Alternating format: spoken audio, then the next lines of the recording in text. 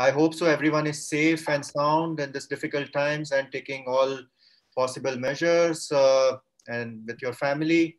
So, warm welcome to everyone from AICRMP, Atal Incubation Center, Rambao Malgi Prabodhini, which is supported by Atal Innovation Mission Niti Aayog. These are a few of the initiatives that we do within Atal Incubation Center, which is around building up startup ecosystem or ensuring that academic campuses play a vital role in the ecosystem. We are going to come up with interesting programs for the faculty as well. And what we have is a huge pool of resources, faculty members, entrepreneurship educators, mentors, and amongst them, it's really a privilege for us today to have with us three very prominent set of personalities from three different spheres. So one is from the Commerce College, another one is from the Social Entrepreneurship, and the third one we have it from the Design School. And that's where we thought that rather than having it only from the management perspective, because most of the times you would have seen that entrepreneurship are being taught at management campuses, and the reason we don't kind of see much traction through management campuses, there are a lot of reasons to it. One is definitely the placement and certain commitments. But we are looking at this particular pool as well, beyond management and technology campuses as well, that how we can really work along with the students within our campuses and from different streams. So that's the whole objective today. And that's where we said that let's have discussion which is more around how faculty is important. So that is faculty role in introducing entrepreneurship curriculum at academic campuses. Happy to share that we got almost 625 plus registrations and almost 22 plus states. So right from Maharashtra, Odisha, UP, Bihar, Northeast, Goa, I mean, you name it. So we are covering wide spectrum today with 22 states and 3 other countries that we have participants today. Happy to introduce our panelists. So we have Dr. Hasina Syed, who's the Associate Professor and Head of Department Commerce at Jai Hind College, Mumbai. We have Professor Manisha Phadke, who's the Founding Director at NMIMS School of Design. It's a new school, but with a very new sort of initiatives. It has seen a lot of impact, and the students have been pretty much instrumental in giving accolades as well. And that's what we really talk about. The institution is made up of students and the faculty and the alumni, and the students play a very vital role. And it's a teaching learning process that is important within that. And the stalwart from the ecosystem when it comes to social entrepreneurship, none other than Professor Satyajit Majumdar. I've worked with him in a couple of earlier webinars, and our interactions. I've stated that I look up to him as a mentor. So he is a part of Center for Social Entrepreneurship, School of Management and Labor Studies at the most reputed Tata Institute of Social Sciences, TIS campus in Mumbai. So with that, I would just like to highlight that we are going to touch upon the role of faculty, but at the same point of time, we are going to talk about also the new education policy that government has launched 2020, and also about post-COVID, what are the opportunities and the challenges around that for students as well as budding entrepreneurs. So we are not going to restrict only to a particular thing around the topic. We will go beyond that as well if the time permits. With that, maybe I would like Dr. Hasina Syed to start off her small introduction about herself and also what she thinks about the topic that we have chosen and about her experience within the startup ecosystem. Just a couple of minutes. Dr. Hasina, over to you. Yeah, thank you, Uday. Thank you so much for this warm introduction, and it's a pleasure being here and having to address this lovely topic. So as Uday said, I'm an associate professor and the head of Department of Commerce, one of the largest departments in Jai Hind College.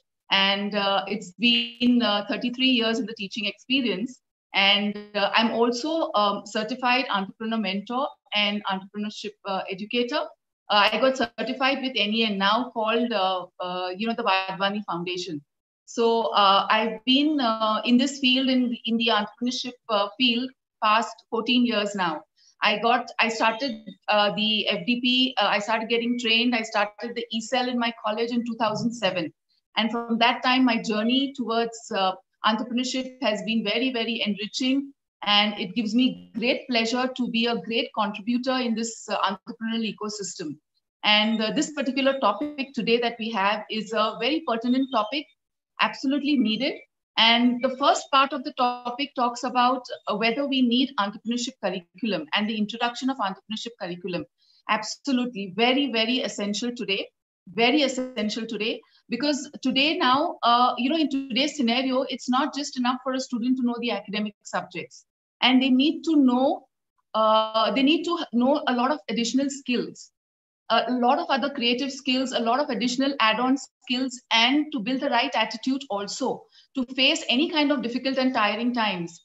And this is what entrepreneurship builds about. So introducing it in the formative years in schools and in colleges and other institutions, this is where you catch them young, this is where you mold them, and this is where you actually bring them the entrepreneurial mindset.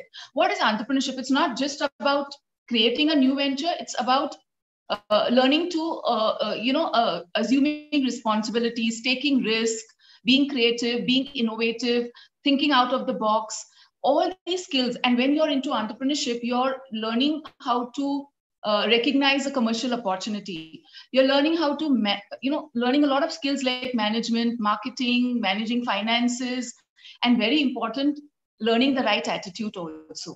It's very, very important. Learning the right attitude of taking risk, risk-bearing attitude of, and it all builds a lot of self-esteem. So, especially in COVID times, we have seen that entrepreneurship has really survived. Entrepreneurs have really survived, and they've survived well because they have always been taught how to, the mindset is about thinking out of the box, taking the situation or the opportunity, what is in front of them, and making it best how it will work for them. And also the ability to take risk. So I've seen a lot of startups come up in these 4 months, and some of my students, and I'm so happy and I'm so proud that they've come up with startups which are absolutely tackling the current problem, because entrepreneurship teaches you to recognize this problem, teaches you to understand the problem and find a solution to it. So I think introducing entrepreneurship curriculum, absolutely necessary. Absolutely necessary. Thank you so much, Hasina ma'am. It's been really amazing. I've seen the kind of transformation that has happened at your campus with the introduction of ECEL and courses. And that's been so amazing. I think that's what a lot of campuses need to adapt to. And one of the things that is very highlighting, I mean, that's really important, is I've seen the faculty really transforming into an entrepreneur through such activities in a way that whether the support has been there or not there from the campuses, I believe the faculty that is really kind of connected to the students and wanting to bring in the entrepreneurial element, brings in through the network, brings in through other sources. So it's not just only the campus authorities or the campus officials, even if without their permissions as well, if at all, if they would see the results. And that's, I believe, Jai Hind is a perfect example of that. So thank you so much. Would like to invite Professor Manisha just to introduce yourself and what are your thoughts around the topic and role of campuses to promote entrepreneurship, because I believe that we spoke about IIT Bombay earlier, design schools, and a lot of different perspectives. So would love to know from you, Professor Manisha. You are on mute. You'll have to unmute. Yeah. So thank you so much, Uday. And before I begin, I think this platform that you have created today and what you're doing back at your place is really profound, because it's bringing a lot of like-minded people, a lot of people who want to do something, actually get a step to move ahead, right? So coming back to me, I have about, I'm a designer at heart, and I live the life of a designer, which means you design everything around you for a certain goal or an impact, which is transitory. So it keeps changing over years. So my transition from being a student at IDC, IIT Bombay, to working in the industry for 25 years, moving from information design to business design to product design, of course, experience design has always been a part of it, to now being an educator. being an educator is one thing, but to be able to have the opportunity to found a school that can work with the ethos of what is currently required is something that I think it was a great privilege given to me by NMIMS University. So now to connect what your topic is to today, I think entrepreneurship in its simplest form is a successful business or a business idea. But I really think that the attitude or the skill sets that are required for something like this is what is transformation of a person. So from education to learning to the truth, which is context of the user, to what is relevant as business idea is what is the journey to be an entrepreneur. So entrepreneur can be the actual startup that you do, but also as a team leader, you're also an entrepreneur because you're dealing with that little job profile that you have, but you're looking at it from 60 perspective. What does an entrepreneur do? He is one soul who looks at every aspect of the business or whatever idea. And I think that is what to me is very, very exciting, because that is one thing that this knowledge and practice and immersion of entrepreneurship skills is what actually will transform a student. Okay? And that's why it is relevant to me, or I'm excited about it. And I've seen that in practice because we have included this particular topic or a module in our own course and design, which is really again relevant because I feel from a design point of view, we have always wanted to do what we are called for new ideas. Okay, we are creative people, right? That's a given. But the journey between a creativity to an innovative idea is the journey that entrepreneurship conveys, right? How do you evaluate? And I think that's the reason why I have brought it into the curriculum. And we have seen by this a short module. I mean, it's of course it's seeded in our foundation, but a short module, the kind of transformation it has done to our students, how crisp and how feasible their next problem statements are now going forward. So I think that's why I feel this topic is relevant. And like Uday mentioned at the beginning that he's brought in education policy, I think when I'm looking at it, and we'll talk about it a little later, is we can see the perfect alignment of that, you know, of what we're going to talk about today and what we want, what the government wants as education policy that they have released. My last point is about faculty and the whole topic of today and how it is relevant. See, we can have a great curriculum, we can have beautiful infrastructure, we can do everything right. But if the faculty does not get into the entrepreneurship spirit, which again, Uday just mentioned that, can I go out and do what needs to be done, no matter what, right? That's actually the spirit of an entrepreneur. And I think that is very relevant. How can we build that particular aspect or an attitude in a faculty where that distills and go to the student and he or she also then develops that attitude. So here, that's about what I want to say, but I'm really looking forward to the discussions that will happen in a few hours from now. Yeah. Thank you. Thank you so much, Professor Manisha. So Professor Satyajit needs no introduction. This is one particular thing, Satyajit sir, that I would love to, because you're a part of not just the kind of incubator at your campus that you have really helped, but also in setting up incubators at other locations. And I believe another important element is also with regards to mentoring a lot of student entrepreneurs. So maybe if you could just share your thoughts around setting up such centers at academic campuses, and also being a part of DST now, Department of Science and Technology, and working closely with a lot of initiatives like National Entrepreneurship Award Scheme from Ministry. What are your views around this? Because I believe that entrepreneurship has become a buzzword, but then it also needs to have the practical, real aspects to it. So what are your thoughts around that? Yeah. So thanks, Uday. Thanks for the great introduction. And I feel pampered listening to those words. So wonderful to be here and meeting my other faculty colleagues from other institutions. Great work is going on, and of course, you are doing great things. I know it very well. So, the wonderful to be here. So, interestingly, when we see the whole ecosystem of entrepreneurship, I think it has evolved very well. It has evolved for decades, several decades. And the way I look at it, it's a more kind of my experiences through, I think the first thing which is interesting to tell you that I knew entrepreneurship only as a researcher in small business, because I was always fascinated. These small business people do different things, and they are very brave. They do different things. Okay, they do very unusual things. So I finished my research, and then I saw that one thing which I have not studied is the person. Okay, and that's why no, there is a person who does all these things, right? And that's why it's different. So my entry to entrepreneurship as a discipline is through research, believe me, not by anything else. But nevertheless, then I started probing it, and of course, got interested in the discipline, start reading the literature also.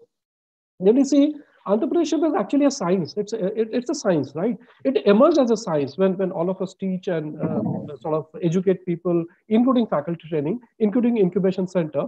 So I think it's a science. The way we have set up scientific labs in physics, chemistry, design schools, in any discipline has a lab, right? When I say science, it doesn't mean science as a discipline. I'm saying science as a larger context, right? So the way you have laboratories for experimentation, we need incubators also. Whether the incubator is small, big, DST approved, not approved, I think that's not something which is important. But we have a laboratory situation, right? So it's very exploratory. Okay. So I say that when it's a science, there has to be scientific process. So if there is a science and scientific process, there has to be scientists who will drive the process. And that's where the role of faculty comes in. So I see faculty as a scientist. Now, a senior scientist is kind of grooming the junior scientist, and that's how the whole scientific discipline grooms, right? And that happens in any discipline. So why not in entrepreneurship? Okay, so that's my first argument. So we need ecosystem, we need institutional system, we need laboratories, and that's where all these pieces are important. Now the question is, there is something which is important to understand, and which my other colleagues also talked about. It's not about starting a business. Entrepreneurship is not about starting. I think that's a very narrow perspective of teaching entrepreneurship. Entrepreneurship is more self-unfolding.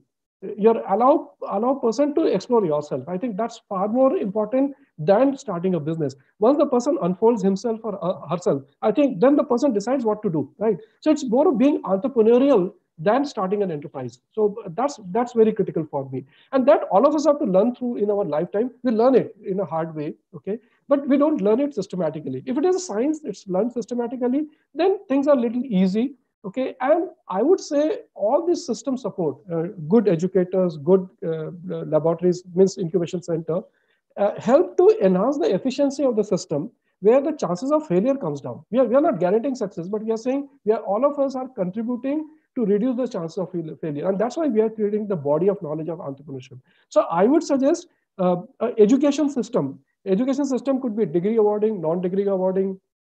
It could be different, whichever format we think we are talking about. But nevertheless, it has to be facilitating environment where people feel fearless to learn, experiment.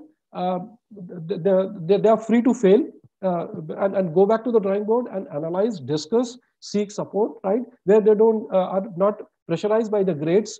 So I think this is the fearless working environment. Okay, it's very important for entrepreneurship. So I put 3 E's for that. That's my favorite sort of phrase. One is explore, experiment, and express. So if we can provide these 3 E in a system, I think that's where the entrepreneurship education would be meaningful. And really, I look forward for this discussion for more thoughts on this. No, sir, this is really very important. And that's what a lot of times, a lot of faculty and campuses all across India that I've worked in the past, they come back to us and ask us what's the most important element in building a curriculum around entrepreneurship. Yeah. And we always, rather at our incubator as well, we look at startups at 2 levels. One is as a founder, and the another one is the life cycle of a venture. Absolutely. I believe the first element is very important, that as an individual, what are your strengths? And if at all, if we are able to provide that to our students through maybe a self-discovery process or something wherein they can identify their own particular strengths and at least take that first step. I think that's what faculty role is. Absolutely. Is ensuring that the enough motivation has been created. Absolutely. And another very important element I've seen all 3 of you, and it's not about kind of you as an individual, I think we have reached out to the community, the ecosystem, and then taken help from others as well in building the curriculum as well. So we have like a lot of visiting faculty coming in, and then these are practitioners. And again, that is something very important when we build such courses or curriculum at campuses. It's not just about you as a faculty, you are there as a facilitator, just like an incubator is always as a facilitator. With that, this takes me to a very interesting sort of a topic, because most of the campuses we have seen that it starts off with entrepreneurship cell, e-cells. And that's where Professor Dr. Hasina has been very instrumental, right? From the time since 2007-8, she started working closely with the students in building e-cells and creating e-cells. And now it's a robust e-cell with almost 600 plus students that they have in the e-cell. So with that, I would like Professor Hasina maybe to share her experience of how do you really look at e-cell as an important element, that is entrepreneurship cell, which is being led by the students, and also about launching a course, because I believe 3, 4, 5 years back, we started with the initiative of launching a basic and intermediate course at the campus as well. So Dr. Hasina, maybe you could share your insights around that. Yeah, starting an e-cell has been, starting an e-cell has been a very, you can say, enriching experience in my campus. And it was extremely challenging because when I started it in 2007, first, entrepreneurship was just a kind of a dictionary word at that time. And making the students understand about what is entrepreneurship and what is this e-cell going to offer you. So they said, but ma'am, we don't want to start a business. So why should we join e-cell? So explaining them that what exactly is entrepreneurship and explaining, how, what they are going to benefit on the campus while joining the e-cell. This was a great challenge. And, also convincing the management that e-cell is something that is really needed. Like 14 years ago, if you look at it today, 14 years ago, we didn't even have this, we didn't even have Prime Minister Modi, we didn't even have this Make India, nothing of that sort was there. So convincing the students that, and convincing the management that, this is something that we really need. We had got, then convincing them and showing them the results, then got me tremendous support. And the support continues even today. But that was a very challenging period. That was a very challenging time. Once we got the e-cell started, which was really very challenging. And for me, every challenge is, I put my whole entrepreneurial learning into it. And I say that every challenge is making me grow, is making me stronger. So I love to take these challenges and I really welcome them. So once we got that started, the next thing was that, we were doing amazing work. And we were giving a lot of experiential hands-on training to the students. We were less focused on lectures, just 1 or 2, but we were more focused on the experiential exercises that they would get. And we used an entire network that the community offered and the ecosystem offered. And we pulled in all the resources and we gave them this. So then by word of mouth, e-cell started gaining in popularity. Now the question was, it became so large in size that having limited funds, having limited infrastructure, now there was another challenge of how do we self-sustain ourselves, which we have done beautifully in the last 14 years, and we've just grown in leaps and bounds. Today, having a skill hub and getting a grant of 50 lakhs from the PM under RUSA scheme to uplift our entrepreneurial, the whole system in our college. So we are doing pretty well, but to sustain ourselves and to keep ourselves self-financing. And one thing I was very sure of, I cannot now keep burdening the management to keep providing funds for us. So there was this whole exercise of how do we self-sustain ourselves.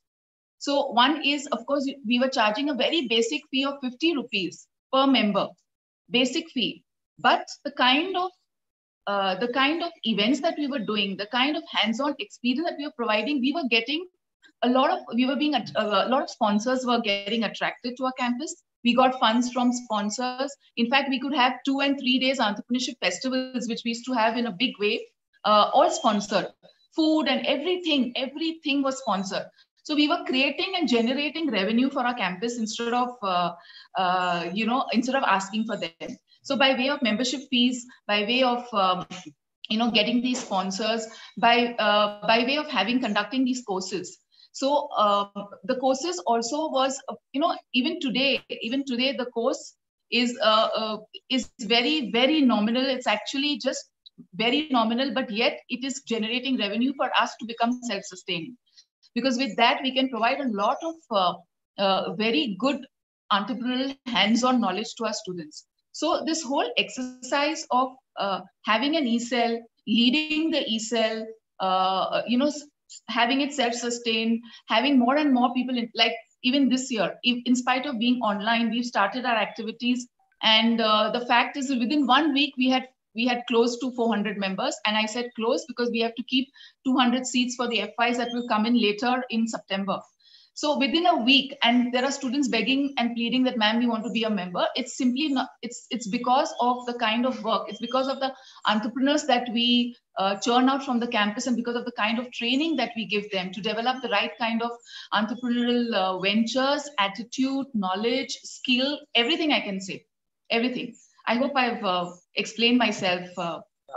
So one of the very important thing, Dr. Hasina, which I'm sure everyone would love to know, is also about kind of the traction or the results, because the output is also very important along with what goes in. So value is one very important aspect, element that you spoke about, that the students are getting a lot of value. If they are paying, say, 50 rupees or 100 rupees in return, what they are getting is huge. But another thing I believe is everyone would love to know that in terms of creating entrepreneurs, what has been the traction? Because that's also very important. And I feel that a lot of times when we start with an objective saying that, hey, we want to create hundreds of entrepreneurs out of this, I think that's not the right approach at times, because it's not that every time a student would become an entrepreneur. They would inculcate those entrepreneurial skills, and they may apply it to the corporate and in their job as well, which is perfectly fine, right? So I've seen with the ECEL certificates, a lot of them have got sort of good jobs as well, which is also pretty much fine to gain experience. So maybe if you could share something around that it's not just about the final output, which is around entrepreneurship. Yes, absolutely, Uday. I also look after placements in Jai Hind. And this is one question which many people ask me: how do you manage placements and entrepreneurship together? A lot of people keep asking me that, and I manage it very successfully. And I've been doing placements since 2008, entrepreneurship since 2007. And yes, very rightly said that getting an entrepreneurial mindset is increasing the employability skills, basically. Employability skills and to be self-employed both. So when students are sitting for placements, the companies want students who can think very creatively, who can do something different with their routine jobs. So that kind of creative thinking, that kind of risk-taking ability, that kind of to be unique, to get a unique differentiator, that all is taught to them in the entrepreneurial training. And it's very nice to know that. I'll give you an example of last year. One company came. I don't want to name the company. They came to us on campus, and they were, finally after the process started, their selection started at 10 in the morning, and it got over at 11 p.m. in the night. And you know who they selected? They selected 2 people who had their successful startups, and one person they selected who was the president of the ECEL. And when I told them, you are well aware, because you've seen their resume, you're well aware that these 2 are startups and they're successful and they may not stick on to you for a long time. So I'm being transparent. I'm telling you that. And you know what they said? They said, ma'am, the kind of value that they will bring on the table for 6 months, we'll be happy even if we have them for 6 months. That is what entrepreneurship does to you. It increases your value. It's placed so heavily on your CV that it kind of transforms your entire perception that people have about you completely. And, me being in, and very rightly, as you said, Uday, that the faculty become entrepreneurs. Absolutely. Today, when I think of something, I'm absolutely, my thinking is very entrepreneurial. I've become such an initiator. Even when we have some sort of lectures or when we are having a development program or anything, I always land up being the initiator. I'm always raising my hand, answering the question, because I have, through the training that I have got and through dealing with this kind of a mindset, I have learned to be an initiator. I have learned to take risks. I have learned to think out of the box. I have learned to find a unique differentiator. I want to be different in everything I do. It could be, just a simple thing like choosing what dress you want to wear for a function. I want to be different. So this is what is my entrepreneurial thing. And it has reflected so well in my students that not only are they getting good placements, but they are also, I can boast of at least 10 to 12 startups coming from my campus every year, and much more, double coming out after they gain 2 or 3 years of further educational exposure. That is, they go on to do their MBA and they come back. And one question I asked them, I said, what made you start this venture? Ma'am, the inspiration we got from ECEL. This is a flat answer I've heard from all my startups. So I think, ECEL plays a very important role. So I believe we have ECEL at TISS as well. Professor Satyajit, I think the flagship initiatives and the program and the students. But I would go a step further and ask specific about mentoring students. And that has been done by a faculty, and that has been done by someone at the campus. How's your experience dealing with the students around that? Because that's what another question in the forum, we have a lot of faculty members, and that is what they would love to know, that how can they be good mentors as a faculty, and then what specific sort of inputs that you can give. Sure. Yeah. So thanks for that. That's a very pertinent question. And I think what is important in the campuses, do we have mentoring environment or mentoring attitude among the faculty? I think that's critical.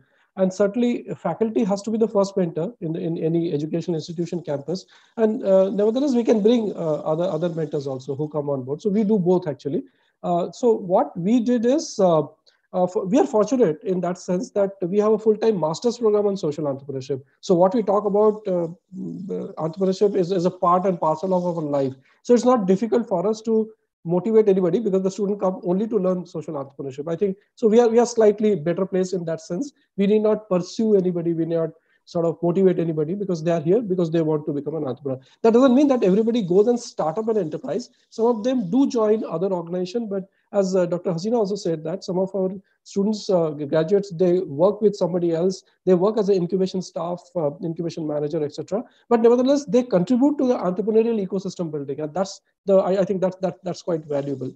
So what we had done is in 2012 we decided to set up an incubation center, and we had some financial support from UGC, and we are yet not TBI because certain sort of requirements which we are not able to fulfill for some reasons. So, but we thought that we'll grow as an incubator. So I think that's the premise we took.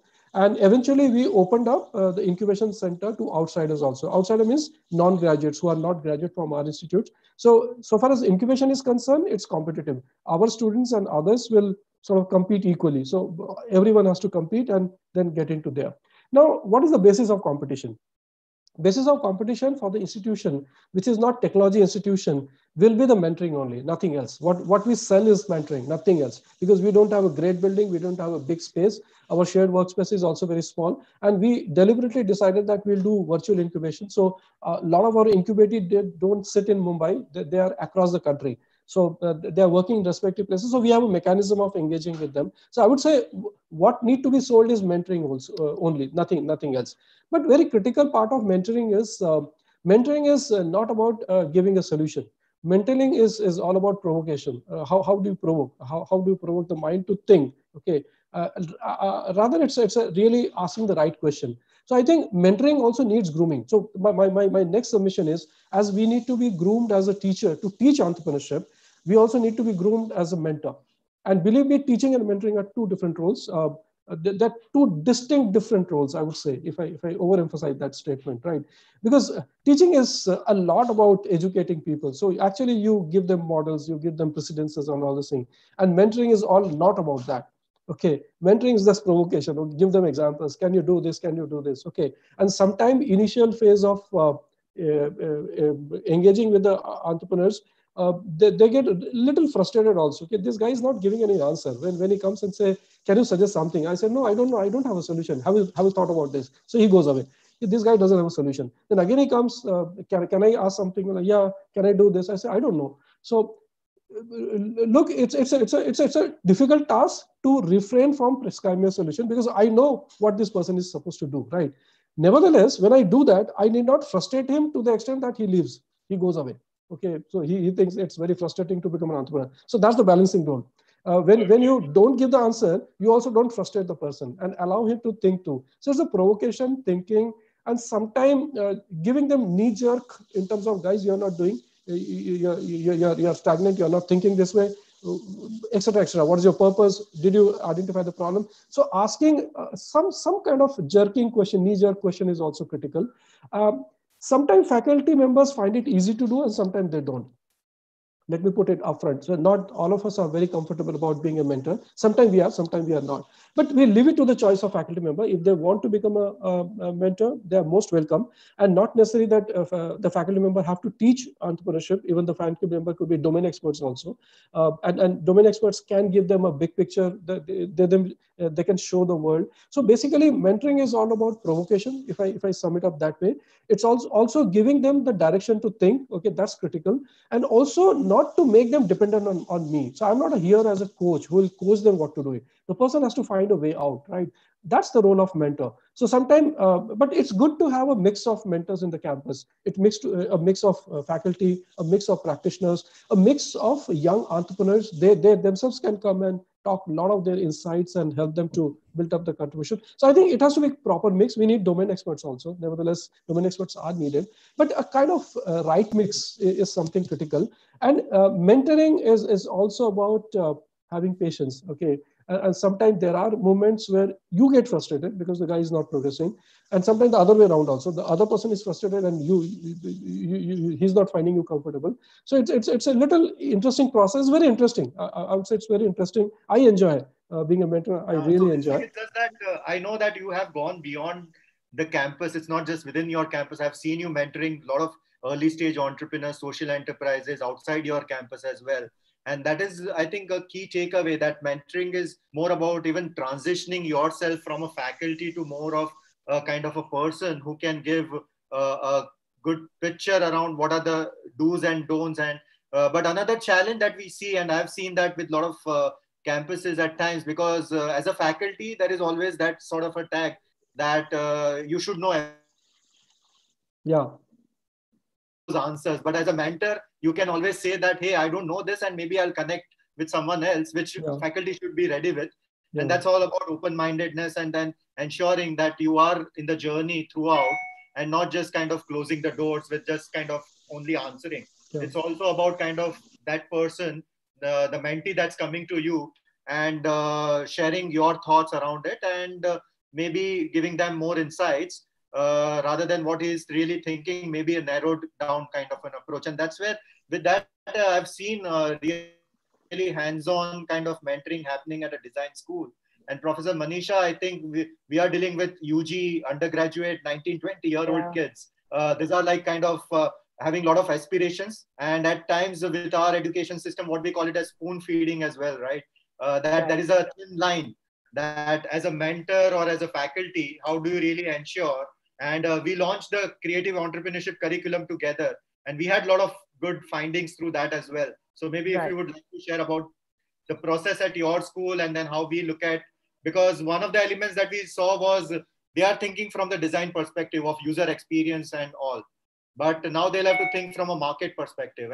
And that is very important element, that how do you change their mindset of the students? So maybe if you could just share more. Yeah, thank you so much. Before all of you were talking, what was important to me and why I was smiling is because all those aspects of mentoring, of frustration, provocation is something that a design faculty needs to have. I mean, we do less of professing and more of actually inquiring with the student, right? It's a joint process. So that's what made me feel totally at home. And I also understand why Uday has probably brought me in, because it's a totally different perspective. So whilst we can do user centricity, whilst we can do external realization of a problem, why we can find and identify a problem, or maybe we can also go into the depth of implementation of that particular solution, whether it's manufacturing or digital transformation. Where we may have certain stumbling blocks is to be thinking about a market, to be thinking about a price point, to be thinking about a competition, that is not typically warranted in a design education, because what we are looking at is whether they can conduct this research, prototype, user test, and come with new creative ideas. Okay, that's the challenge that we have, which is very different from both the challenges that you have outlined. So how are we doing this? So though the creative entrepreneurship program comes at the third year, which is when we start focusing on our specialization, which is humanizing of technology, we seed what you need in this creative entrepreneurship in the foundation. So we start with simple modules like business communication. How do you communicate just a conversation or email, because that's what you probably need when you're doing a little bit of, when you're doing the pitching, right? We also introduce marketing. So the kind of market research that is done through the marketing department and the kind of research that we do are different. It's quantitative and qualitative. And how that's what teaches our students that we need both of these to work into a competitive product, so to say. So that's what we see. Then we also bring in finance and accounts, which is really not something up a designer's alley, right? We don't understand. And I know one of my faculty, which incidentally is also a common connection with Mr. Uday, is how do you tell these young 17-year-olds who are design students on what is balancing of finance or cash flow or whatever. So we seed all this. So they are aware that, you need to do all these things before we bring in creative entrepreneurship, right? And when we bring in creative entrepreneurship, they've also done projects which are enabling. So they may have done a project with connected environments. They may have done a project with immersive. So they have an idea to begin with, Now, what we do with creative entrepreneurship is we tell them, is this idea, evaluate the idea by these factors of what a successful startup needs to be. So the thinking process is slightly different. You have something, but then you're trying to evaluate the idea. You're also evaluating yourself, whether you can be one of them. And if the second part doesn't work, there is no harm done. Like my co-panelist also said just now, it's not about that everybody builds a startup, right? But that knowledge is important for placements. It's important how he's going to handle his team next when he starts working. So it's a cohesive way of dealing with people. What I want to bring as success story, like Uday mentioned, we are a very, very young school, but the first time that we ran, what we found percolated is next time when they're showing their final project, there is something called as a business plan in it. Okay, they're talking about, this is where I have stopped my project because that's the timeline, but this is what I want to do ahead. And this is the market capture that I'm looking at. I mean, I'm not saying that this is to the T of what a real startup should be, but the process of thinking has started. And that's what we want to do. We wanted to transform a student.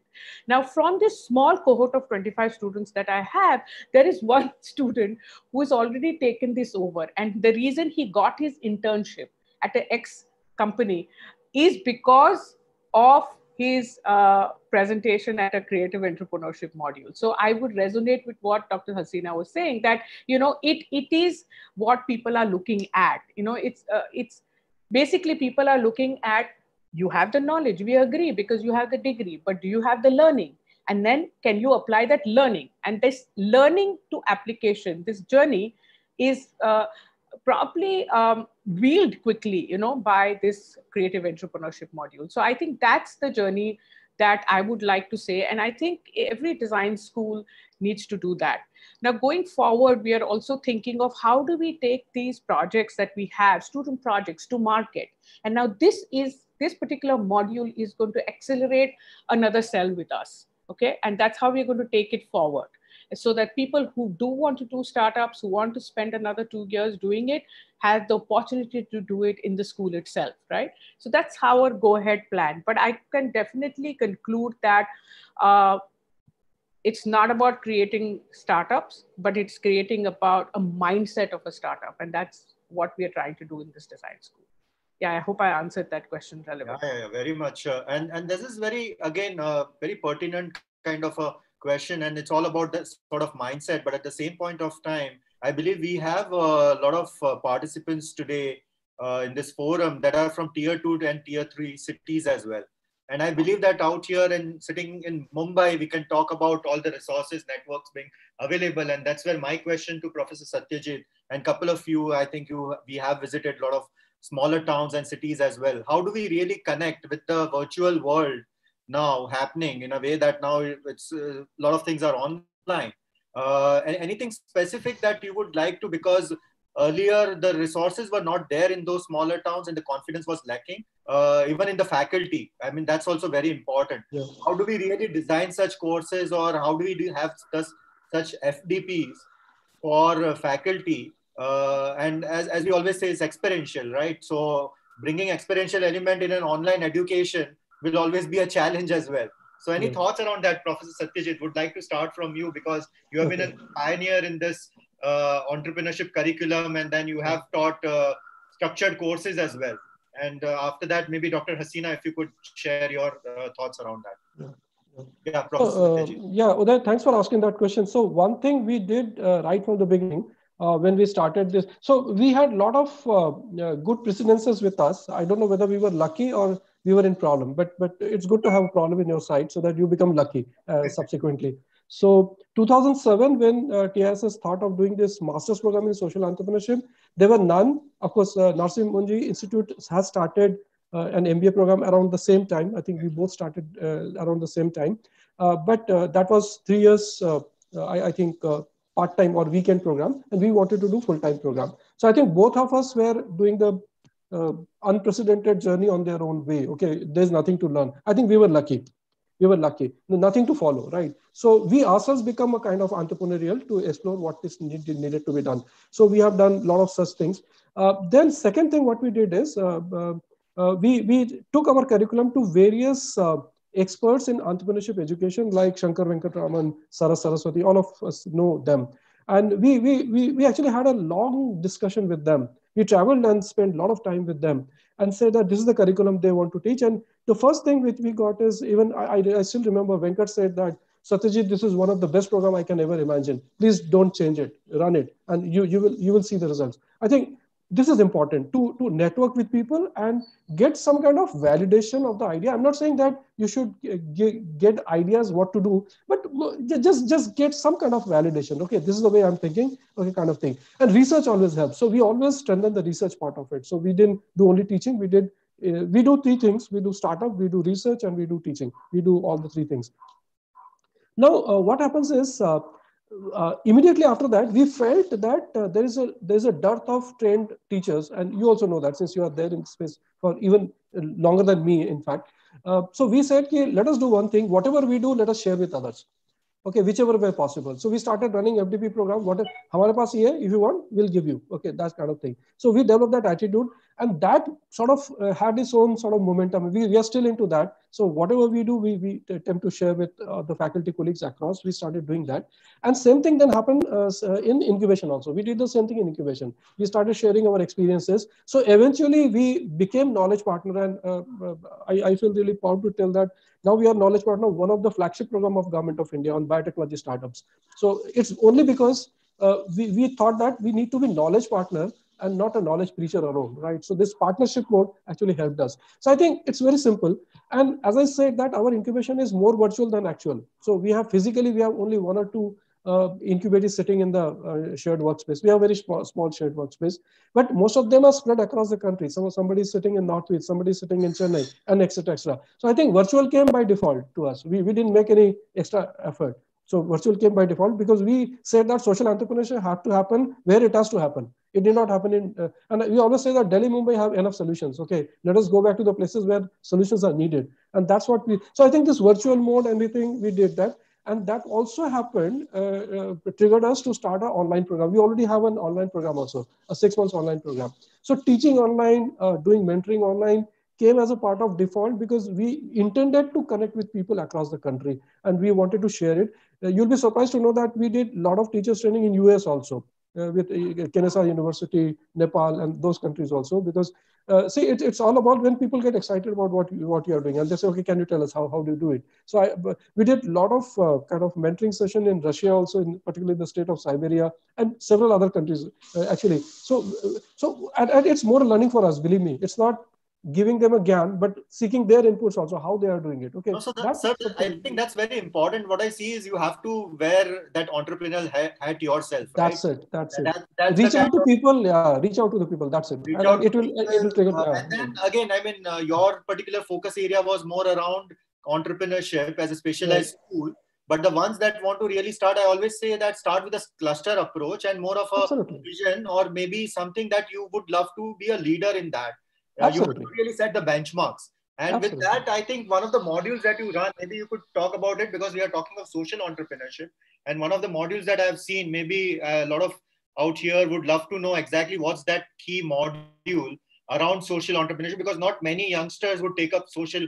Now the scenario has changed. Now we see last couple of years, people taking up social entrepreneurship or starting social enterprises. But you always talk about one element. Maybe you could talk about that module that would help a lot of participants today, viewers today. Yeah. Sure. So as I said that we were lucky that we didn't have any precedents. So we actually created the precedents for ourselves.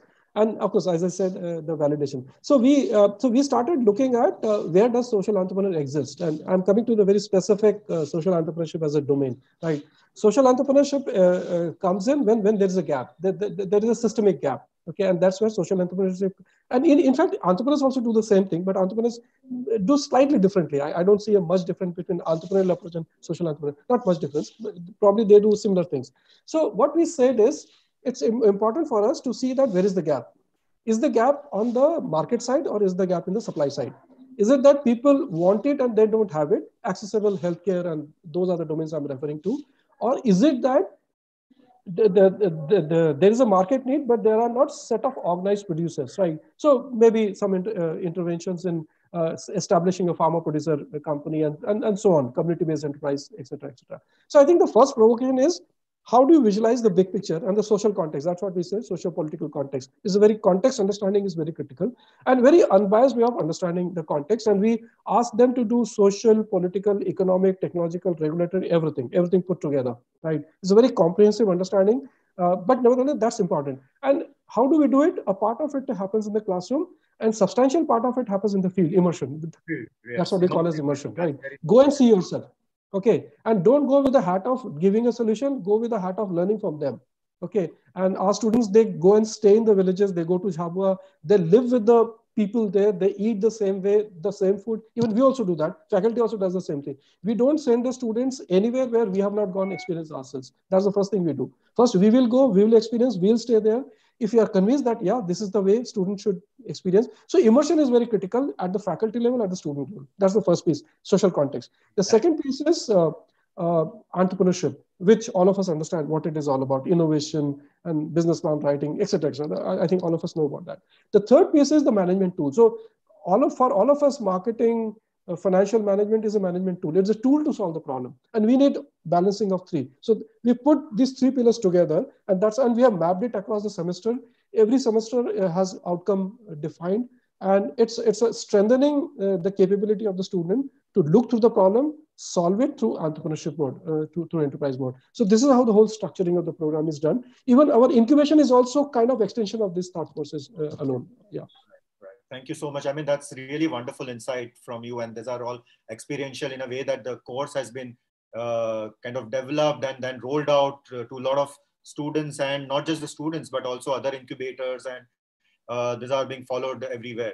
So with that, Dr. Hasina, I mean, any thoughts around with the challenges of online education or the online tools, and then entrepreneurship cell and running courses? Do you see any challenges at your college? How do you really find students logging on to the classes? Because nowadays, now the trend is only gathering of e-certificates, right? but you don't know about the attention span and everything around that. So maybe if you would like to, because that's what one of the questions we had, that how do we now really look at entrepreneurship, not what we used to do it at campuses earlier, but rolling it out online or in a virtual form. So what are your thoughts around that?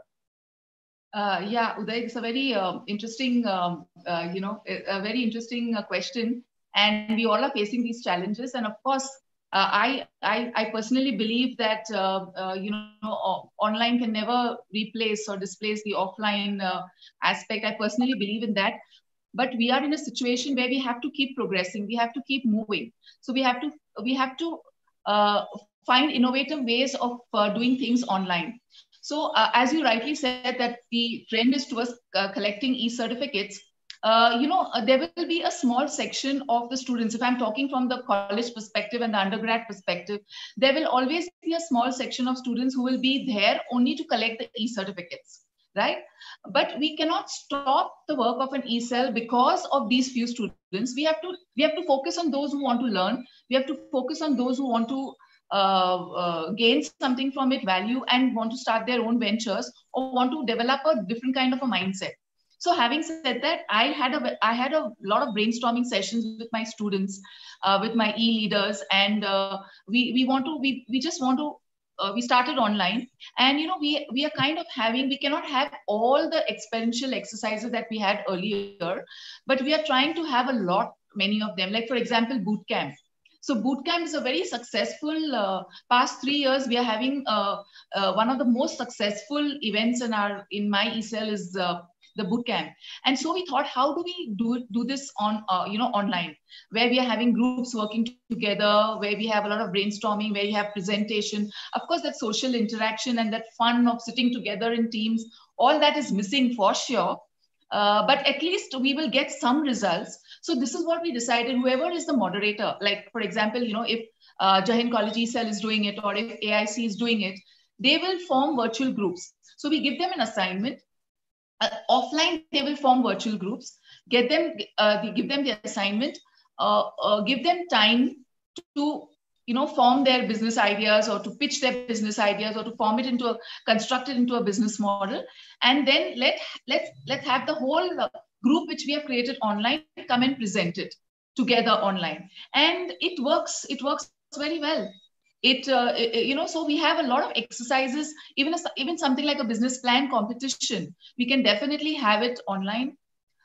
In fact, during the month of May, Jai Hind, we had a national research a conference online, and it was people presenting papers and having a competition. It was beautiful. It was a huge success. So if we have that innovative way of dealing with things, there will be problems and there will be a lack of coordination somewhere. But we have to override that.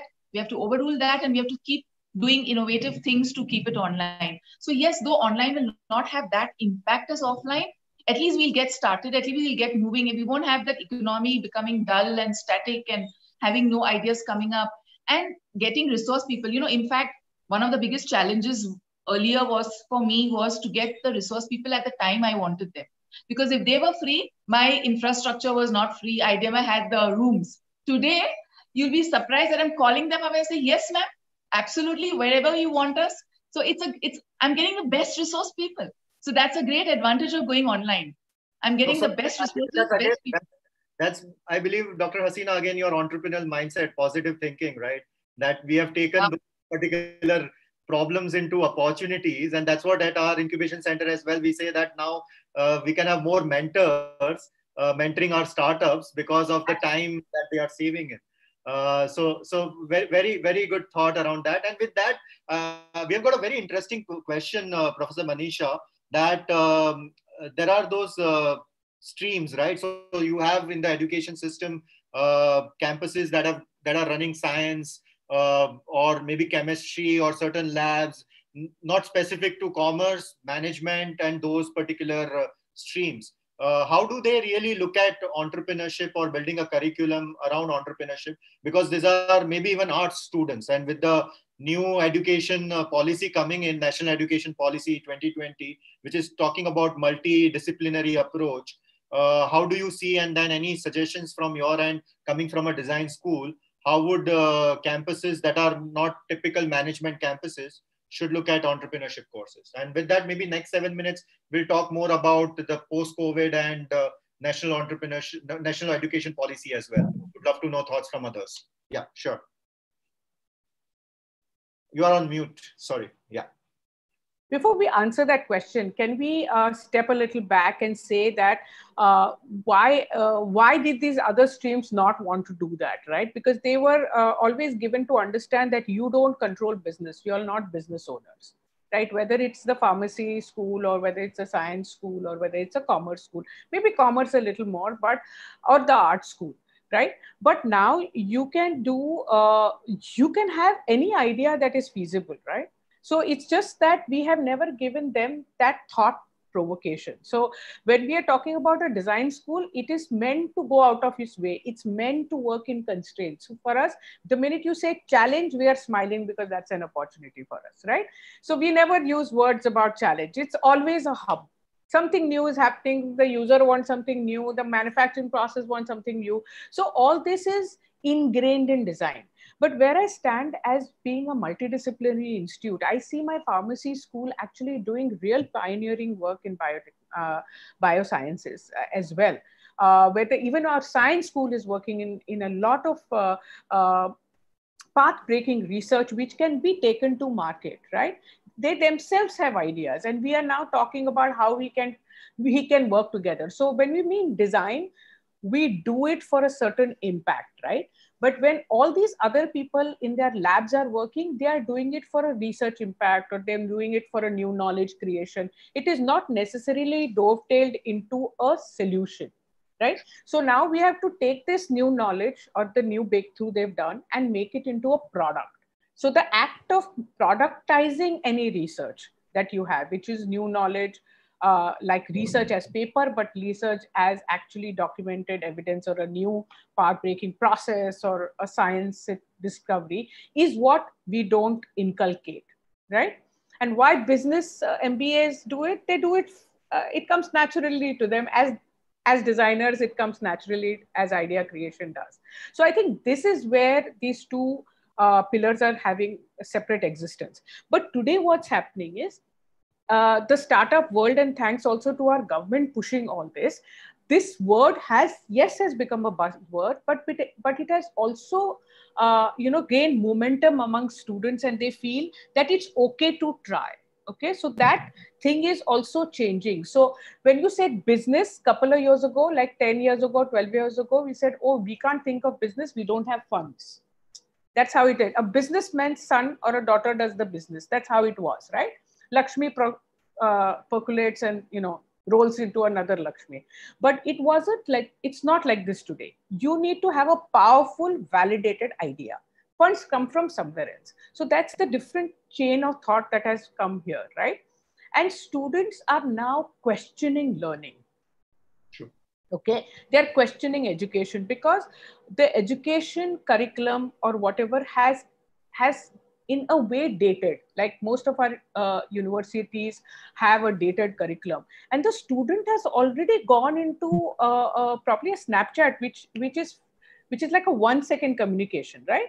And you see the gap that is there between dudes. So they constantly want this new thing to do. So they channelize all their good energies, very exciting energies, into some things like this. So I think that's where I feel that we should bring in the thought that entrepreneurship is to take any validated idea, any process into a product. That's the journey. And that it is okay to try. It is not, it's okay to fail. That is also something we need to percolate, and that's we are doing as a university. So for example, we have a chancellor's challenge in NMIMS, and I'm one of the evaluators that looks at the first page of ideas that come. What I've noticed is, I want to take you back to this tier 2 and tier 3 metro towns that you all were talking about. And what I saw is the relevant ideas, okay? The ideas that could actually get into being a startup were actually what they have faced. So it could be getting into a train and not finding something that they have faced, or water shortage, something that has been very close to them. So which means they have the research, they know how the user works because they themselves are the users. So I think what the tier 2 and the tier 3 metro towns or even villages should really understand that, you have the natural tendency to go to a validated idea than what a metro town do. Yes, the ecosystem may not be there, which is now very virtual, and you can fund and you can reach out. But actually, because of the way or the challenges that you are living, it actually works better. So I think that's something that we could probably bring in. And that is what excites a student. Like last year, we had somebody from the commerce school in the BBA program who was actually trying to work on a business plan, and he had a product idea, who came to our school and said, "Sir, can we have some help in product design?" Right? So there is seemed to be a synergy. Now the students are also understanding that you cannot be blinkered. I'm a commerce student, I'm a science student, I'm an MBA student, right? We have been moving design thinking into engineering, design thinking into MBA. And now the designers also are feeling that I need to move into commerce and science, and so long, and so as the other people. So I think this is a beautiful time in the education space, that the lines and streams are blurring. The student has started asking, I want to do this. And how many times did people are saying that, okay, I thought I wanted to do this, but now I don't want to. Now I want to pursue some other stream. So those kind of validation students are doing on their own. And this is a right approach and the right richness of time that we can actually take this journey of entrepreneurship ahead, or bring it in the curriculum. Faculty is also trying their level best to go horizontal instead of going depth. So I think if this answers your question, it is about stringing all these things together, right? And which leads to the discussion that Uday is mentioning a few minutes from now about education policy, because this is going to lead to that very, very beautifully. And I think Atal incubation centers that have come into schools, right? Some of us are mentors there. And you've realized that we have inculcated that thought into the school, and that is coming out. So now we are asking and allowing our students to ask the question, why? True. Which we never allowed them to do. And that's the basis of entrepreneurship, but the basis of actually designing your life. I mean, why am I living it in the way I'm living it? I think that's the purpose. Yeah, exactly. Yeah. So I'm not going into a college because after 12th I had to do some college. I'm not going from there because I got 97 marks, I'm going to medical. There is a question of why, and students are asking, and that for me is so relieving, is nice, and I think we can take it forward. So one of the things we always at our center as well is talk about whenever any campuses come to us, is also very important that if you want to really launch a course or do such programs or initiatives, at what level you want to do it. So there are 3 phases to it. One is inspiring and engaging activities. That's also fine through eCell. Another one is creating entrepreneurs. And the third one is supporting entrepreneurs. Maybe at what level you are at with your resources and with your network is what you need to understand, and then start working on it. I think that's a very valid input that goes into any campuses if they want to start an entrepreneurship program, is where they stand, what resources they have, and for what they want to do it. Most of the times I've seen the struggle because either it's coming from the top management or it's coming from trustees or particular people where the faculty is not aligned to those things. You need those alignment as well. I think that's very important overall for the entire ecosystem. With that, we have 3 more minutes, and very important, 2 important elements I would like each one of you to really talk about quickly. Maybe your experiences is around national education policy. And there are questions now with the new normal and post-COVID scenario. How do you see yourself and the students within this 2 different changes that have just come in last couple of months? Maybe we'll start off with Dr. Hasina, and then maybe Professor Manisha, if you could share your insights. Yeah. Sure. Hasina, ma'am, anything around policy and post? You said that you started off saying that you have seen certain students coming up with wonderful ideas around COVID problem as well, right? Yeah, absolutely. See, the education, first to answer your first question, education policy, the reforms that have been introduced is basically the whole concept is geared towards applicative knowledge. The whole thing about students not just learning, but applying that knowledge which they have learned. That is the whole core of the education policy. Plus the cross-functional transition that they've given them, the flexibility that they've given them in the reform. This all is this all boils down to one thing, that here is where entrepreneurial mindset is very, very required. Absolutely. So I'm glad that the education policy is very, very reformative. It's very progressive, and this is really going to make entrepreneurship the only, subject which has to be really taken into great depth, and really create that different kind of personalities. To look at the COVID situation, yes, COVID has given a lot of opportunities to a lot of businesses that were not even thought of earlier, that were absolutely not thought of earlier. Businesses of, you see people who were doing something very different are now doing something very different now, because they were entrepreneurs earlier. So they've very easily moved into another setup, taking advantage of the things not available during COVID and available during COVID, and taking advantage of that and doing things like that. So I have a lot of students who have, of course, they started off very early in the month of April. We had a lot of students having new ways of sanitizer, getting different sanitizers which you can make at home, different type of mask, and you can look at the mask now.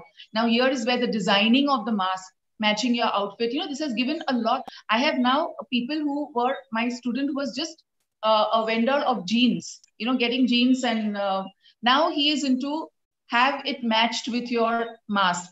So there's a whole line of accessories, and what is accessory? It's a mask. Then I have students who have dabbled with, and now they're talking with government, and governments have, even like the idea of a complete sanitized environment. So you can't prevent, you don't have a vaccine for COVID, but you can definitely prevent a person standing in front of you from giving you that infection. So they have dabbled with it. They have even brought it to it's too soon to talk about it because they're talking to government policies. And I even suggested them to approach AIC, that is approach you for their, their mentorship support. And they're going to get back to me on that. So there's a lot of opportunity. Now, these people were into a very Airbnb kind of a business. So what they said was Airbnb has gone for a toss because everybody has left, and ma'am, we have to pay high rents. So immediately they started this because they had already had this entrepreneurial mindset created. So they started this. So COVID. So what is actually entrepreneurship? It's about grabbing opportunities. It's about willing to take this risk. It's about assuming certain responsibility for yourself. And if you do that, you can face any pandemic, you can face any difficult situation, and you can actually do it with a very happy bent of mind. And you really enjoy what you're doing. And that's very important in entrepreneurship. Enjoy what you're doing.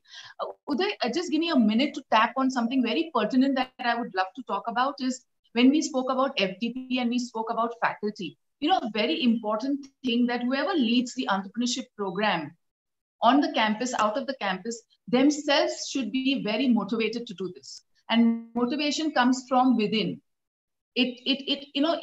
While you're doing good to others, it does a lot of good to yourself. This is very pertinent. So whoever leads any kind of program and whoever leads it should be motivated to motivate others and not do it because of compulsion. No, so that's very important. We had a question, how do you motivate students? I would always say that how do you motivate yourself first as an entrepreneurship educator? And then that's where if the student would see you that much motivated enough, then they would take it up. I think that's the answer to that question, that how do you motivate students? Because we have seen that students are already motivated. It's from our side to it as well that we need to be motivated. So there is a saying, right, that to convince others, you need to be convinced first. And this Absolutely. Is the same thing that applies within entrepreneurship as well, that you need to be really motivated yourself. And then if they see that kind of motivation in you, I'm sure they would automatically get and take up entrepreneurship as a career, this thing. Thank you so much. Professor Manisha, anything that you would like to around national education policy and COVID? What is it that you see? I think Design School would come up with a lot of innovative solutions around COVID, the pandemic and all. Yeah, so let me begin with COVID, right? So COVID actually, so it's it's not a good thing, definitely. I mean, we all agree that. But, you know, it has actually made us jumpstart on different things that we were thinking of doing, but did not do, right? We were saying that, oh, that's not the normal, right? So we were talking about earlier that, you know, the feeling of being with people, how do you simulate that? We were talking about in design, we need to touch and feel. We have tangible objects, we have labs, right? We have to get into that. So how do you do that? So, but the fact of group work, you know, initially we did have a situation where the students were like, you know, vis-a-vis your schools, my school student comes at 8 o'clock and probably leaves only at 8:30, 9:30, sometimes at 10:30 as well, because they're working in the school. Suddenly from there, they were started working in their own little room, you know, and that was a transition.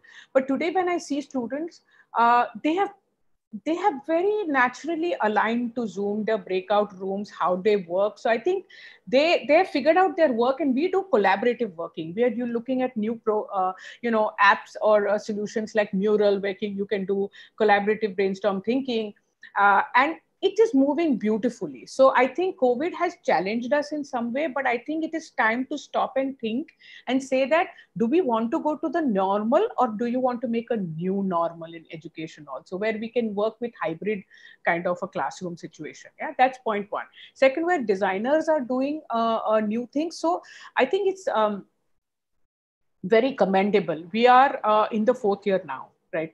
This is our fourth batch that we are putting. We have just recruited 2 weeks ago, probably. And what is important is that the student who are sitting at home, okay, have actually put in all their energies into constructive products, in the sense they have actually worked on assignments, they've worked on new problems that were there, because there were many design competitions happening around that time, right? And it is nice to know that because they had this can-do attitude in them, which I don't want to say entrepreneur, because not everybody has done the program, but just can do, is what today we can boast of having 11 accolades of NMIMS School of Design, right? Because they have worked in different problems. They knew how to do research through video, because they had done it as a part of our curriculum as well. So I think COVID has a lot of positives, if we can see that, and we should naturally not go back to the normal, but look at what should be the new normal, what should be the new future that is sustainable and not threatening to anything, to environment, to student, to lifestyle, anything. So my question now to talk about education policy. So I think we have now shook the fundamental core of education, because British brought in education for us, and they had a different agenda with education, right? But today education is what we want it to be. And I want to go back to what early Indian actually thought about education. So it was about, the Indian ethos was knowledge, which is jnana, wisdom, which is pragya, and then it is truth. Now, let's not look at it because it is from Vedas, right? Let's look at it in today's context. Education is knowledge. We disperse or we profess knowledge, but that doesn't make you learned. That doesn't make you wise at all. But when you make our education system learning centric, okay, that it's about me as a student, what do I want to know? And with the plethora of availability of knowledge that is there today on the web, I mean, we have online education modules, I mean, whatever I want. I mean, even how do I boil a milk is available on YouTube, right? It's available. So how do I mesh what I learn as education in an education program? What do I learn from somewhere else and then become learned? But it's not important to be learned. Now I have to say that, okay, I know all this thing. I think I know this as well, but how do I apply it in a certain situation? Okay. And I think the education policy now is facilitating that. One, it is blurring all the lines. It is telling the student, you think. Okay, because I have these young students come to me and say, yeah, I've not thought about which stream I want to do. I think I would just want to do whatever he knows, right, which is prevalent. But now we are saying, you think which subject you want to choose, right? Because that's giving the student more onus. I think that's what is good about it. It's also making you critically think in certain situations. It's also telling you, you can stop. So I had done 2 years of some program. I think I've got sufficient knowledge. I've learned a little bit. I want to take a break. Let's go and work for some time and come back to it. I think that's something that is the agility that we don't have in our education system, and hence we don't have it in our students, because we are not changing attitudes. Our education did not transform people. But I think if we work the way that the policy is written out, and maybe a decade from now everything falls in space, once the student starts educating, the transformation of his character will happen, and that will be so beautiful to see. I mean, I think I'm really looking forward to that. That's particular so wonderful. Transformation. We all are kind of on the same page, and that's where this panel is so interesting for us, because we are here to bring that change as educators and understanding our challenges as well, and then turning them into opportunities or making it better. That's True. What our responsibility, and everyone has to contribute individually. That's where we can bring in that change. With right. that, Professor Satyajit, would love to have your thoughts inside. I've heard you speaking about, because with the current COVID scenario, maybe next 2 to 3 minutes, we'd love to listen from you, because these are like on-ground issues, problems pertinent, reverse migration, and a lot of things. I think that's where social entrepreneurship and enterprises will play a right. very vital role in providing the right solutions. So also about the national education policy. I'm sure you have been a part of government, and then would love to, in fact, have your thoughts around. And then after that, next 5 minutes, maybe we'll just take, I know we have overshot time, but then it's going so interesting. We'll take up 2 or 3 questions, although we have addressed quite a few. And then EdFly, the incubator that we have a small demo by the team member, and then after that we'll conclude. So Professor Satyajit, please, your thoughts, maybe next 2-3 minutes around COVID, national education policy, and in what ways you see a change coming into this entire system. Please, okay. Sir. Yeah. So I think my thoughts on national education policy is the same as my colleague panelists. I think almost the same thinking. And I just think, because when I was in the school long back, of course, and thinking of doing something which I love to do, I have very limited choice, because I used to love physics, I used to love Hindi literature, and I used to love music. And I can't take all the 3 together. I'll have to choose one. So certainly I did a lot of trade-off and left music and literature aside and thought of pursuing PhD engineering, and you know what happens in typical Indian system, and that's what I did. So now I think I wish I'm born now. Okay, where I can pursue physics and literature and music together. I think that's what the new education policy gives, that freedom it gives. And really it has to be that. It has to be that, where I can pursue music and physics together. I need not compromise my music because I want to do physics, and there's a social pressure. Hey, you're not doing engineering. Engineer bano yaar, so engineer ban gaya, right? All those kind of stuff. I think the new education policy gives a lot of freedom. Okay, you make your choice. You create a basket. I think that's the beauty of the system. And I also wish that this education policy has to be implemented in letter and spirit. We'll have to believe that this is something which is going to create a future generation for us. So my feeling is almost the same thing. I'm just rewording. My sentiments are same. Coming to COVID. In fact, the COVID has provoked a lot of things. I have never done webinar lecture. It happened only because there was COVID actually. So then I learned how to do a set of things, how to design a lecture on web, and really I was not equipped to do that. I was not skilled enough. Let me confess that way. Okay, so COVID taught me how to present my thoughts in a different way, right? How to organize the things where people don't get it boring, but where the message is also communicated. I think we also learned at this point of time. So my statement about the COVID is, though it's a bad thing, of course it is, and we are all constrained. Normally I travel for at least 15 days in a month. So I've not traveled since last 4.5 months. You can believe how airlines, airports, and hotels are missing me, and I'm also missing them. So certainly it's a very bad time for both of us. So certainly it's not a comfortable thing. And of course, it's not a comfortable thing for the society as well. But nevertheless, COVID has opened a basket full of problems. It's not one. And so if it opens basket full of problems, there's a basket full of opportunity. I'm also saying a lot of things can be done. Okay, the entire supply chain, logistics. Okay, there are so many new enterprise creation opportunities out there. It's there actually. You just open your window, you can see, hey, this is the problem, and we need an entrepreneurial solution to that. And of course, nevertheless, technology is very handy these days. I think we have done the technology stuff. Technology adoption is fantastic. Within no time, all of us adopted it. Everybody. It's not a question of which age group and not. Everybody did that. Healthcare, I think it's not about accessibility and affordability. The whole gamut of healthcare value chain. I think we need innovation everywhere, right from diagnostics to data to healthcare delivery, whether to take the person in hospital, not hospital, and so on. I think the post healthcare also. Food and nutrition, okay, a lot of things. I think a lot of things are being talked about Ayurveda and our traditional knowledge, the whole well-being concept, just go in what we call as Arogya, right? I think it has opened up a space of talking about Arogya. It's everything is opportunity in Arogya, everything. We have never seen Arogya as a concept before this happened actually. Now we are saying, let us remain healthy, right? Remaining healthy was never a discussion. You fall sick and you have something, right? Now we are saying, what do you do not to fall sick? Okay, that's Arogya, right? And it's not about getting one more pill in the morning, right? How do you lead a better life? I think the whole well-being is being talked about, and that's entrepreneurial opportunity. Every aspect of it, whether it's food, whether it is yoga, whether it is Ayurveda, whether it is drinking kala or whatever. I think everything is opportunity. The third discipline which I see is actually education, EdTech.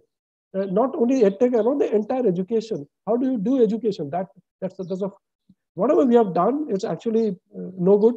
All of us know that. And I think, how do you do education? Fine, I'm sitting in my room, I'm having Wi-Fi, but there are people sitting in slums. They are equally keen to get educated. Okay, they may not have smartphone, they may not have very good Wi-Fi. How do I make the education reach to that person? Because that person also, I think new education policy will also make that happening. It is also, it's talking education to be contextually right. It talks about local language being taught at a certain level, because it's allowing you to think that what you need to learn. I think education itself is an opportunity, in my opinion. So what I'm saying is COVID has given basket full of opportunity, and it's a time for entrepreneurs actually. And it's a smartness of the entrepreneurs. So I think there cannot be a better time for entrepreneurs. This is the best time. So rather with that, I'll conclude. But before that, I would just would love to share an experience, or rather what I've got it through my network. I've seen 3 to 5 faculty members turning into entrepreneurs in this last 4 to 6 months through our strong network that we have. And that is kind of a validation. And then I see them as now faculty that are going to be entrepreneurship educators as well. I think this is what, as a faculty, you really need to try out something. And I know this is something either maybe as a social work or some sort of initiative beyond your faculty role. If you can really expand, that's where you would start thinking in that direction. And with that, and you talked about education, that's where we have a lot of EdTech based startups in our portfolio. And one of the startup that is supporting us in today's webinar, that is EdFly. So we have the founder of EdFly, Manisha. Manisha, just maybe 3 minutes. I'm so sorry. It's because of the interest of the time. We said 5:15, but I think we can always, because it's really interesting. And after your presentation, we'll conclude. So maybe you could just kind of share your experience, because you have EdFly must have dealt with more than hundreds of institutions in past 4 months, delivering or enabling those programs online through such platforms. So I would request Manisha, maybe you could just go through a couple of your experiences, products, and what is it that institutions can look out for if they reach out to you. Thank you. Thank you so much. Thank you for the opportunity to be part of this platform, and thank you to be able to, for this opportunity I'm able to present myself over here. Yes, we have been participating in various interactive faculty development programs in last 4 or 5 months, and as we were discussing earlier, that it's an opportunity for startups like ours, where we are trying to get closer with the industry, with the stakeholders, with the users. So EdFly, I'll just share my screen for better.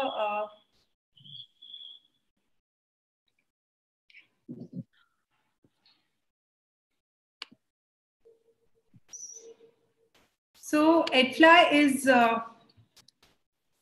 is committed to deliver quality in infrastructure and be closest to the users. Our mission has been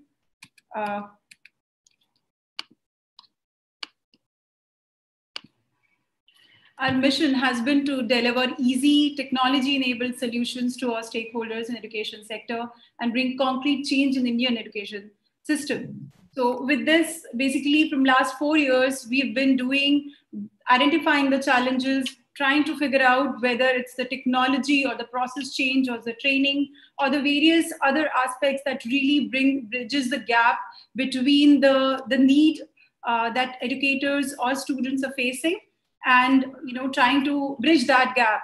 So that's what we've been doing. We at EdFly take care of all type and size of educational institutes. We have trusts, colleges, universities, and schools using our services. Our services are primarily covering the other stakeholders, which includes teachers, students, non-teaching, teaching staff, principals. So basically, we are trying to cover all the aspects or stakeholders of the education ecosystem. We have our primary products at EdFly 360, where we take care of the management part of education. We have fees, admission, attendance, examination, HR, payroll, all of the things that we have to take care of on a day-to-day basis while managing an education institute. And EdFly Learn was recently launched after COVID hit us. So in the month of April, we started with our faculty development programs, and with that, we also started our product development on how we can, finally start with lectures when things get back to normal, or if not. We did not really think of this time to get so long, but we did our preparation with the inputs that we received from our teachers and, students. We realized that the product that's required by the teachers is not really available, especially for the teachers who are not really tech savvy. So we tried creating something which is basic, which is just enough for them to get started with online teaching. And that's what EdFly Learn is. As we speak, we've had about 50,000 teachers across the country engaging with us via our platform for teaching programs, or understanding the tech tools that are there available for them to teach better. So that's what we've been doing during the pandemic time in last 4-5 months. What we take care of in our EdFly 360 solution is end-to-end student lifecycle, staff lifecycle, and administrative management. Basically, what we are trying to do with our platform is to not leave any stone unturned when it comes to management part of it, the reports, the analysis, the automation of the processes, the insights that help management to take better decisions. So this is what we're trying to do, and we keep innovating to make sure that the new problems that educational institutes, the stakeholders come across, we catch them first. We are always engaging with them to know when they are in trouble, and we use our expertise in technology to create a solution for that. That's what we've been doing. We started in 2016 with demonetization with our fees and admission module, and that's how our company came into existence. And the last was again the pandemic EdFly Learn, wherein we tried creating something which was immediately to fix the problem. And I'm very proud here to mention that we're being compared with the biggies like Google Classroom and Microsoft Teams and TCS Ion, which are big brands. And even then, which are free. Also, they can afford to give their solutions for free, but we can't, and we're not giving. But even then, the kind of interest and the kind of users, the kind of brands that we have been able to bag in last 1 month for the platform that we have. I'll just go directly to the slide where we have those mentions of the brand, because we don't have much time. So we've added colleges. We have colleges like Ruia, St. Andrews. These are popular colleges in Mumbai. Hinduja, KPP Hinduja College has been the most recent entry today that we finally built them. So that's an achievement, I would say, because it's an important milestone for a brand, for a new brand like ourselves, to be able to establish amongst the top players in the industry. And in this session, as we discussed, we are trying to learn in the process. We are entrepreneurs where we did not really have the platform like what we discussed today, but we are trying to every day face the challenge and fix things that we miss out on in our journey. So that's all from our side. Thank you so much again for the opportunity. Thank you so much, Manisha. It's amazing. Proud to see one of your incubatees making a presentation in such forum. So AIC RMP is really glad to have you. It's a journey that we started last year together. And I'm sure we're going to add more with your validation and traction coming in from ground. And we have seen that sort of a change as well in the team in a way that around COVID, we had a lot of problems. We didn't stop over there, rather came up with solutions around that. And that's what an entrepreneur is all about. I'm not taking questions because I think we have addressed most of the questions except one question, which is quite common. How do we access resources and how do we really create a strong network? That is the question that is pretty common, quite coming in from the viewers. So AIC RMP, we have an academy, AIC RMP Academy page, wherein we are going to launch new programs as well. That includes faculty development program and also innovation and IP related programs. So those are online virtual programs. Beyond that, we have this Professor Satyajit here, who already said that ready to collaborate and share his modules and thoughts around that as well. And we have entrepreneurship educator and mentor here and design school. I think that's also very important, that how do we utilize design into the different aspects of it.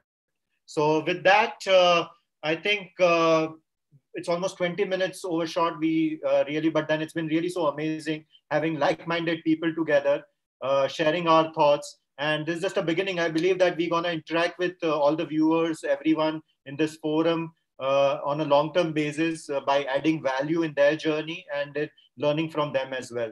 So thank you so much, Dr. Hasina. Thank you so much, Professor Satyajit, Professor Manisha, for investing your valuable time with us. And with this, I believe that we would have motivated enough faculty and the campuses to start up entrepreneurship curriculum, or at least taking that first step to entrepreneurship. With that, I conclude, and thank you so much, EdFly. Thank you, AIM, Niti Aayog, and Rambau Margi Prabodhini, which is our host institution, for giving us such platform, and to my team members, AIC RMP team members. So it's been really wonderful. Thank you so much. We'll keep on continuing doing this learning together and ensuring that our ecosystem grows and we create enough entrepreneurs so that our country grows. Thank you so much. Thanks a lot, everyone. Thank you. Pleasure being here. Thank you. Thank you so much, the enablers, and thank you all the audience for listening. Thank you. Thank you. Thank you so much. Thank you. It's been a pleasure. Thank you. Thanks, everyone. Thank you, sir.